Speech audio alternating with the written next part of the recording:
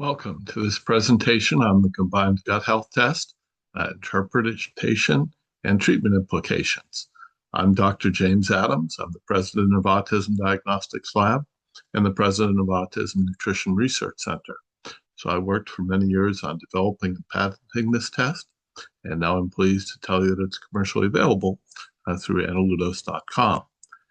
And so just to give you a little bit of background on the test, we know that it was developed primarily first for children with autism. Gastrointestinal issues are common in individuals with autism. We've known that for many years. There are a couple articles that talk about that. We also know that these gut symptoms can be treated if they're identified properly. We know that these gut issues strongly correlate with autism symptom severity. The red bar in this diagram are the group of children with autism who have GI problems versus the blue bar are the children without obvious GI problems. Those with worse GI problems have worse speech problems, social problems, sensory and cognitive problems, and physical and behavioral problems. So this is from a paper we published 15 years ago, now cited by over 1,000 other scientific research papers. We know the gut microbiome is important because it affects the health of not only the gut, but also the brain. Our gut bacteria produce many beneficial metabolites. They help us digest our food. They help convert fiber into butyrate, the main food for the gut. They produce key vitamins and much more. And those nutrients go on to feed the gut and also the rest of the body and brain.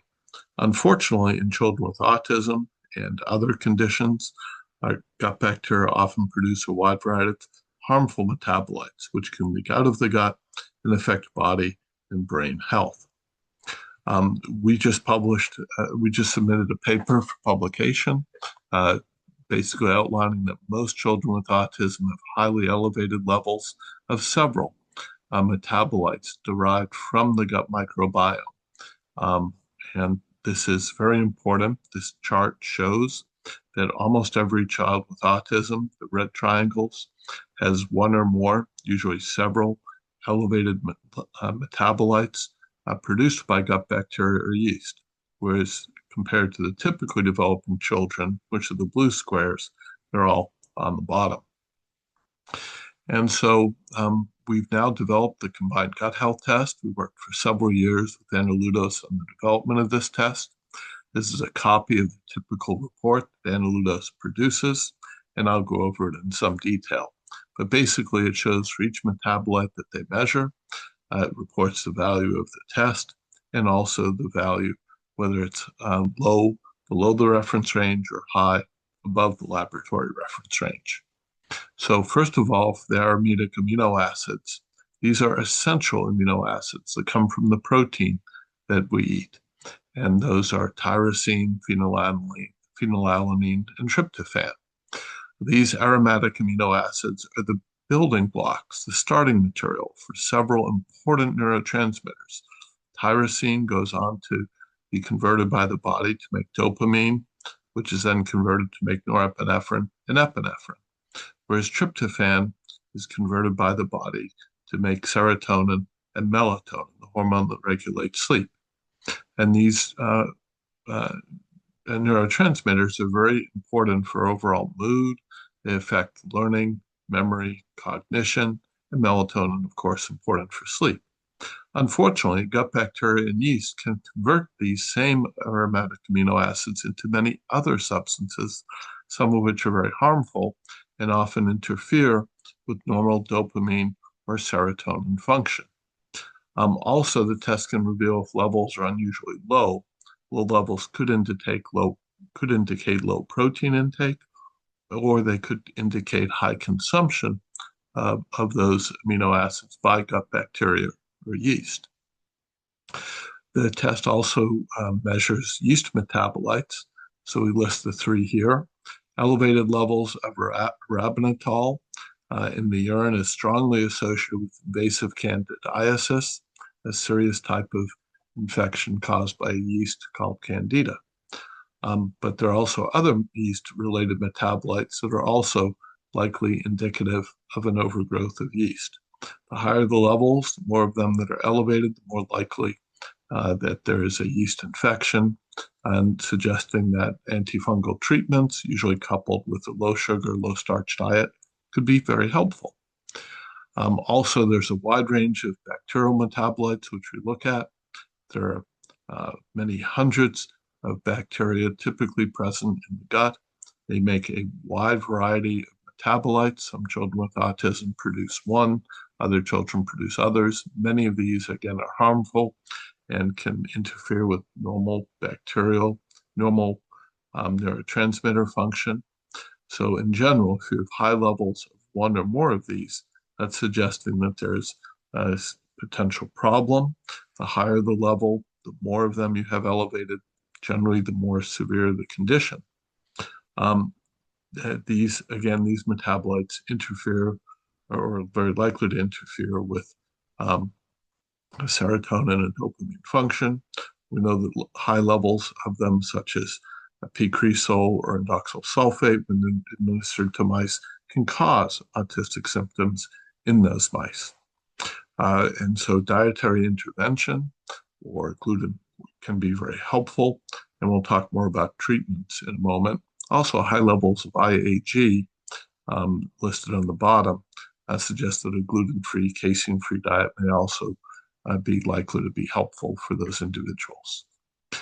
Finally, test also looks at peptides, both casein-related peptides and gluten-related peptides. If those are showing up in your urine, it means that those peptides, these larger molecules, were not digested by the body into individual amino acids. So that means there's incomplete digestion or potential kidney function issues. And that means you really want to consider a trial of avoiding gluten or casein and see if that leads to an improve in symptoms. And also retesting, we do recommend, if test results are abnormal, we recommend considering retesting after trying a treatment to determine if those abnormalities are fully resolved.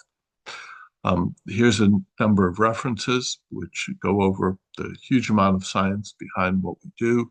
There are over 50 papers, just showing some of them here, over 50 supporting the fact that there are elevated levels of many of these microbially derived metabolites in children with autism. So why is it that children with autism, other conditions as well, can have extremely elevated levels of these harmful metabolites from gut bacteria or yeast? It seems that it's often due to in the medical history, especially in early infancy, in overuse of antibiotics, herbicides and pesticides, either in the food or in home. So going organic can be helpful. Just poor initial gut bacteria in the infant that they inherit. Also, it could be a low fiber diet, not eating enough vegetables, whole fruit, beans, and whole grain foods. Most people just are not getting enough fiber, and fiber is essential for human health because it's converted by the gut bacteria into butyrate, which is the main food for the cells that line the gut. So 60% to 70% of the energy for the cells that line your gut come from fiber. Most people just are not consuming enough, so it's a major problem. Limited variety of foods. You might be eating a few healthy foods, but you need to really be eating what dietitians and nutritionists will call a rainbow of vegetables or rainbow of fruits. And finally, reduced digestive enzymes can also be a problem. Several studies show that children with autism often have lower levels, certain key digestive enzymes for digesting simple sugars and starches, especially lactase, the enzyme needed to digest lactose, the sugar in milk. And so harmful gut microbes can produce toxins, as I mentioned, that can harm the gut, the body, and the brain. Any of these factors can cause an overgrowth of those microbes. They can interfere with dopamine, serotonin, and melatonin neurotransmitters, and hence worsen cognition, attention, mood, and sleep. And mood is very broad. It can be affecting anxiety, depression, attention, ADHD, aggression, self-injury, seizures, and more. So, what are the standard treatments for these types of gut problems? The standard treatments, first of all, are improving the diet. That can have a big effect because that is the food for the gut bacteria. Digestive enzymes, especially lactase, can be helpful. Fiber supplements can help to a limited extent, but we do recommend a range of fiber supplements. The best fiber supplements are your vegetables, whole fruit, whole grains, and beans. So taking just one type of fiber supplement is not necessarily enough because there are many types of fiber, and you need many types to feed the many types of gut bacteria you have. Probiotics, in principle, are a good idea. The problem is people have about 400 species of bacteria in their gut. Probiotics are usually only 1 to 10 species, so it's a very small amount. It's like a squirt gun compared to a fire hose. You're just getting a small amount of the many, many different types of species that are generally needed. The meta-analysis for autism, for over 10 autism studies, suggest on average they have no effect on gut health, maybe a small benefit on autism symptoms. The multi-strain probiotics may be slightly better. But because there's such a huge variety in gut bacteria, often people have to try many different ones before they find one that may have some benefit. Laxatives are important for treating constipation. If you think about the same way in which the longer you brew wine, more alcohol will be produced from the yeast acting on the grapes. The longer the stool stays in your gut, the more harmful metabolites are made by the gut bacteria entering your body. So trying to have a bowel movement every day is highly recommended. Enemas is a last resort. Suppositories is a last resort. Antidiarrheals we generally don't recommend. Diarrhea is a defense mechanism by your body, often to flush out things that are harmful.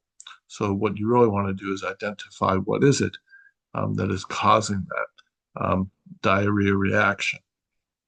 Is it a harmful bacteria or yeast? Is it an allergic reaction to food? Antacids can help temporarily with symptoms, but we found most cases of acid reflux are due to underlying constipation.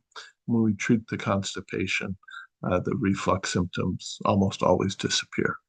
And exercise is extremely important. In contrast, if someone were in a hospital bed for a week not moving, they would be developing major constipation. So your body is designed to move, and that helps move food and waste through your GI tract. Unfortunately, most of these treatments are usually only limited and temporary benefit.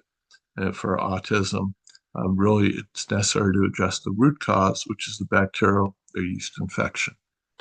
So what are the more advanced treatments we recommend? Our nonprofit Autism Nutrition Research Center